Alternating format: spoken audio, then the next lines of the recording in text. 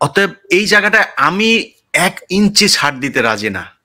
কেউ যদি মনে করেন যে ভারতকে ইলিশ দিয়া আর ভারতের সাথে সুসম্পর্ক রাখা তারপরে বিএনপি আর আওয়ামী লীগকে সরাই দিয়ে আপনার রাষ্ট্র চালাবেন আর আপনাদের সাথে কুতু কুতু করব, এটা মনে করার কোনো কারণ নাই। হইতে পারে ভেজাল লাগাইলে আওয়ামী লীগ আবার ক্ষমতায় আসতে পারে, কিন্তু আপনারা থাকতে পারবেন না। ওইটা মাথায় রেখে তারপরে রাষ্ট্র পরিচালনা করতে খুব সাবধানী হওয়া উচিত। আবারও বলছি, ডক্টর মোহাম্মদ ইউনূসের উপরে আমাদের কোনো রাগ ক্ষোভ কোনো কিছু নাই। আমরা চাই আপনি সফল হন। আমি নিজে বলেছি যদি প্রয়োজন হয় 2-3 বছর থাকতে হয় থাকেন, কোনো সমস্যা নাই। তাও দেশটা আমার মনে হইতে হবে যে ভালো দিকে যাচ্ছে, ভালো কিছু হচ্ছে। সেটা এখন পর্যন্ত হচ্ছে বলে আমার কাছে মনে হয় নাই। আসসালামু আলাইকুম। কনক ভাই, আপনারা জেনে বলেন আর না জেনেই বলেন, এই যে গোয়েন্দা ব্যর্থতা গোয়েন্দা ব্যর্থতা বলছেন, এটা এটা গোয়েন্দা ব্যর্থতা না, এটা গোয়েন্দা সফলতা। They are doing what they want. Right. এটা এটা তারা খুব ভালো করে জেনেই তারপরে করছে।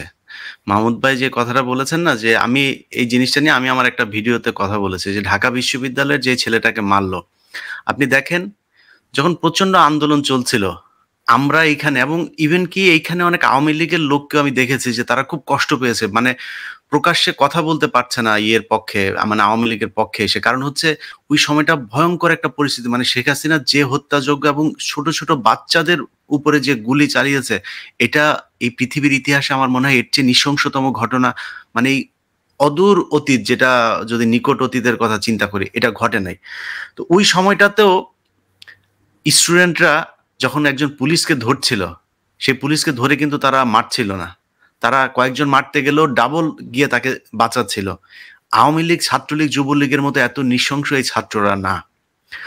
যদি ওইখানে পিটিয়ে কেউ মেরে থাকে, সেটার সাথে যাদের এই পিটিয়ে মারার অভ্যাস আছে, যারা এটার সাথে ইউজ টু, তারাই সেটা করেছে।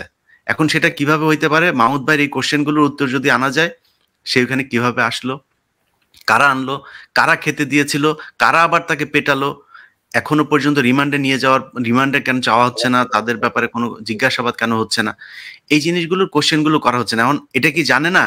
আপনি কালকে যেটা আপনার কাছে একটা ফাইল এসছে, বলছিলেন যে আপনার আমার এই যে জিনিসগুলো দেখেন খুব সূক্ষ্মভাবে, আমার যে আত্মীয় স্বজনের সাথে মনে করেন আমার জীবনে, মানে তাদের সাথে ওইভাবে সম্পর্ক নাই, মানে কয় বছর আগে কথা বলেছি সেটাও জানি না, জীবনে তার সাথে আমার 1বার বা 2বার দেখা হয়েছে, সেই আত্মীয় স্বজনকে পর্যন্ত অমুক জেলার পুলিশ সুপার যেতে বলেছে, ওই চাঁদপুরের পুলিশ সুপার যেতে বলেছে, রংপুরের পুলিশ সুপার যেতে বলেছে, এসবির তখন যে চিফ সে যেতে বলেছে। তো তারা তো গোয়েন্দা তৎপরতা তো চালিয়েছে, তারা জানে যে কিভাবে এই তথ্যগুলো কালেক্ট করতে হয়, কিভাবে করতে হয়।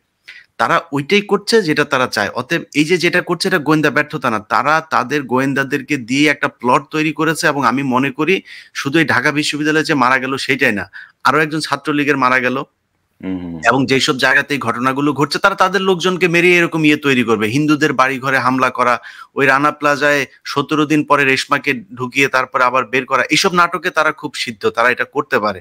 অতএব আমি মনে করি এটা তারা চায়।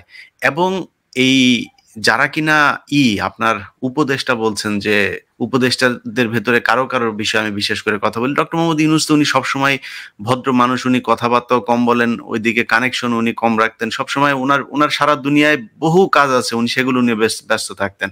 কিন্তু ধরেন যদি আমি একজনের নাম বলি, ডক্টর আসিফ নজরুল, উনি ওনার ফেসবুকের একটা পোস্ট ভাইরাল হয়েছে, সেখানে তিনি আগে 2019 সালে বলেছিলেন যে 500 টন দিয়ে বিস্ময়কর বোধক চিহ্ন দিয়ে লিখেছে 500 টন পাঠানো হচ্ছে ভারতে।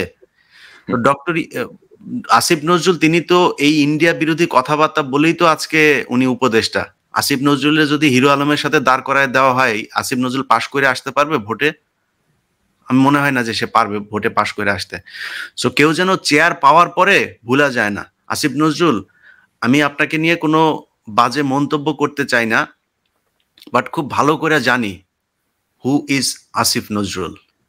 আপনি কোত্থেকে উঠে আসছেন? আপনি কিছুদিন আগে দেলোয়ার হোসেন সাইদিকে আপনি একটা লিখেছিলেন 86-এ, যে একজন ধর্ম ব্যবসায়ীর উত্থান, সেটা লিখে কয়দিন আগে আপনি সেটা ক্লিয়ারিফাই করেছেন যে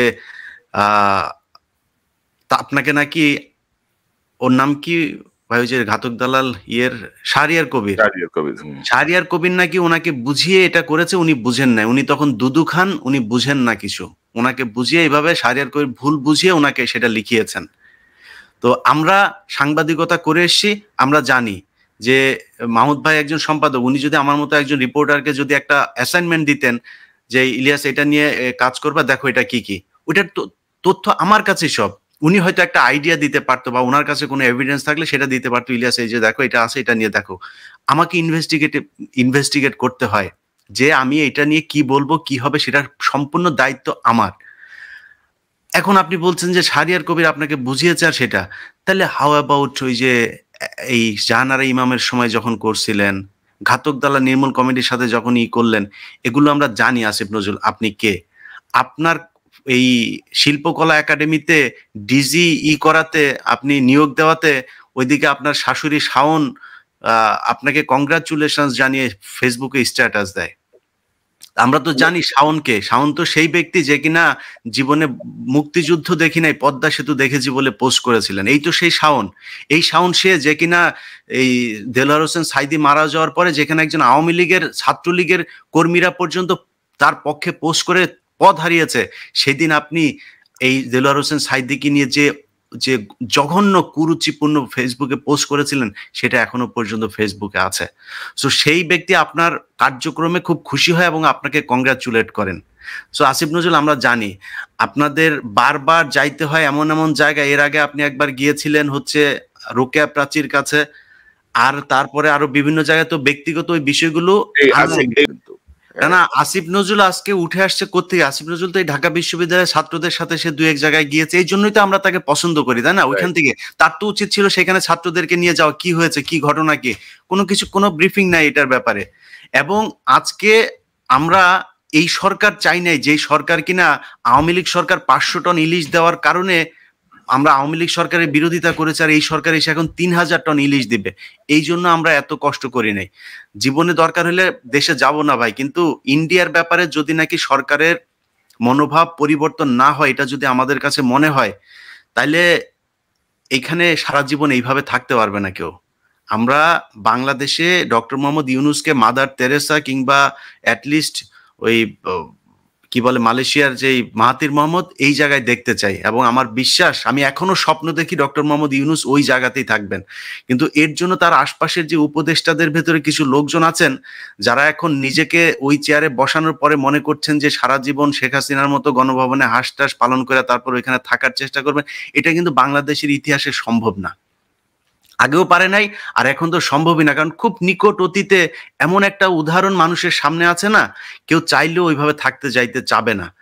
আর বাংলাদেশে আপনি যত কিছুই বলেন, আপনি আপনার মানে মন্তব্য আপনার, আমার মন্তব্য আমার, আমি মনে করি যে বাংলাদেশে একটা বিশাল জনসংখ্যা বিএনপি এবং আওয়ামী লীগ করেন, জামায়াত করেন, তাদেরকে মানে এত সহজে মুছে ফেলা সম্ভব না। তারা আসবে এবং তারাই রাজনীতি করবে এই দেশে।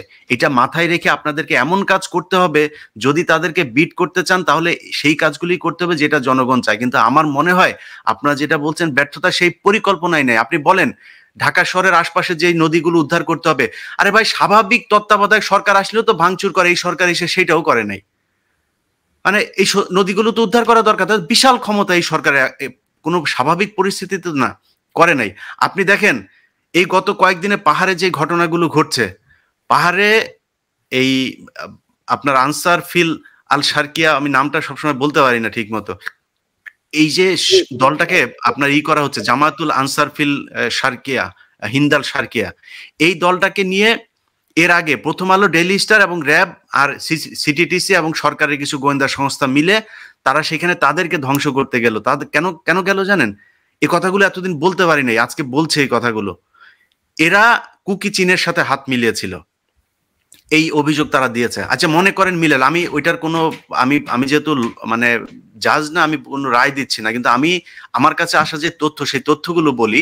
যে মনে করেন যে তারা তাদের সাথে হাত মিলিয়েছিল, এখন মাথায় রাখতে হবে যে কুকি চীন কারা। ওকে, কুকি চীন হচ্ছে ওইখানে অস্ত্রবাজি করে, তারা সেখানে অবৈধ আর্মস ক্যারি করে, তারা এই দেশের ব্যাপারে, আমাদের ব্যাপারে হুমকি দিয়েছে, এই সেই।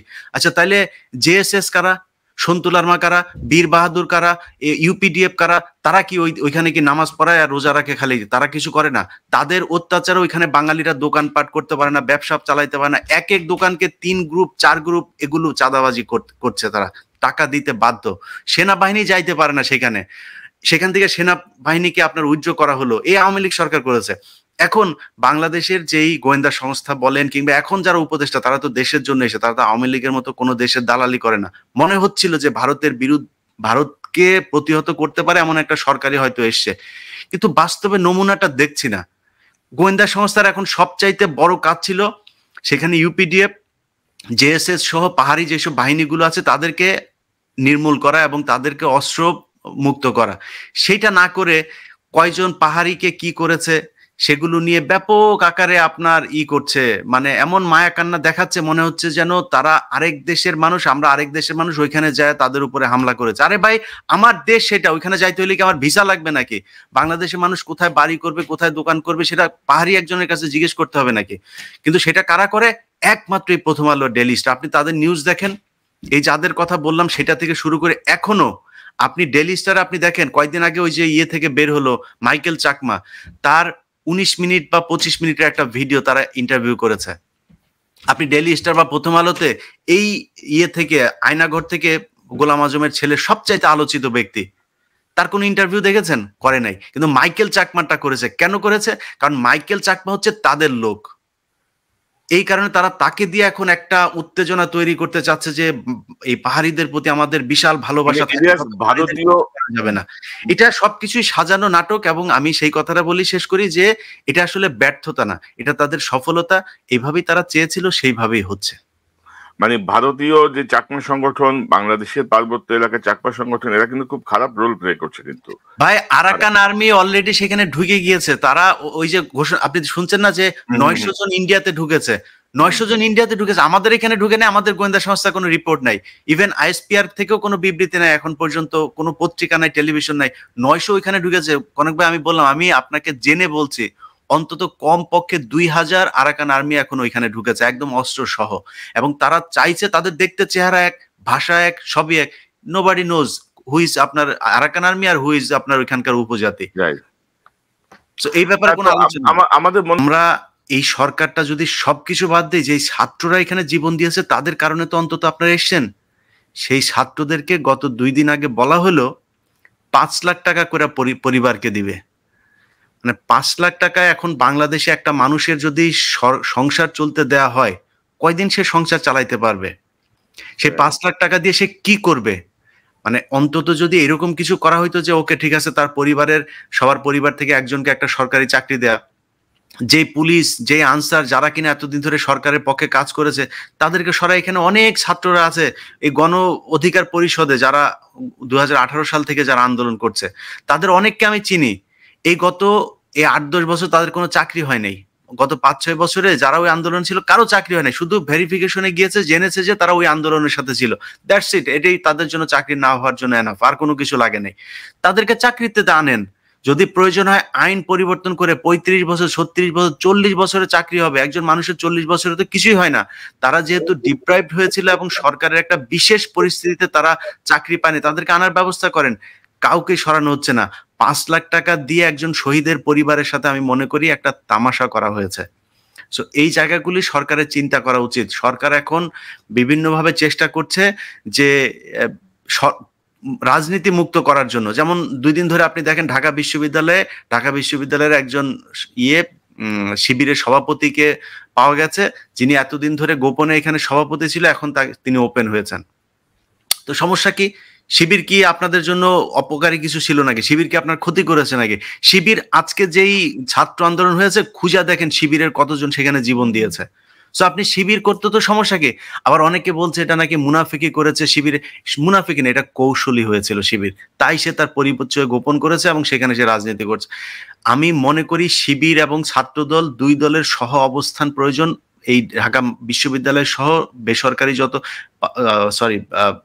সরকারি যত বিশ্ববিদ্যালয়গুলো আছে, সবগুলোতে পাবলিক বিশ্ববিদ্যালয়, সেখানে গিয়ে এই যে আর কোনো ছাত্রলীগের এই যে এজেন্টরা যারা গোয়েন্দা সংস্থার সহায়তা নিয়ে এখানে বিভিন্ন জনকে চোর সাজিয়ে তারপর হত্যা করছে, এগুলো থেকে আমি নিজে ছাত্র রাজনীতি পছন্দ করি না, কিন্তু এগুলো থেকে বাঁচানোর জন্য একটা গার্ড এখানে কাজ করা দরকার। এখন সেই গার্ড কারা হবে? সেটা শিবির, ছাত্রদল, তারাই হইতে পারে।